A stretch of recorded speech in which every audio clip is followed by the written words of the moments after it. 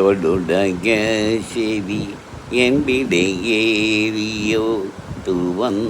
மதிசூடி காடுடைய சுடரை பொடி பூசியன் உள்ளம்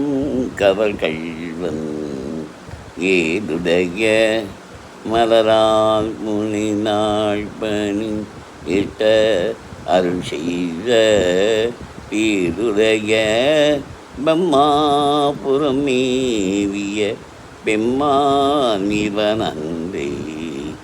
குனித்த பருவமும் கொப்பை செவ்வாய்க்குமே சிரிப்பும் பனித்த சரையும் பவளம் போல் நெஞ்சில் பால் வெந்நீரும் இனித்த மழையான் எருத்தவ பாதமும் காணப்பெற்ற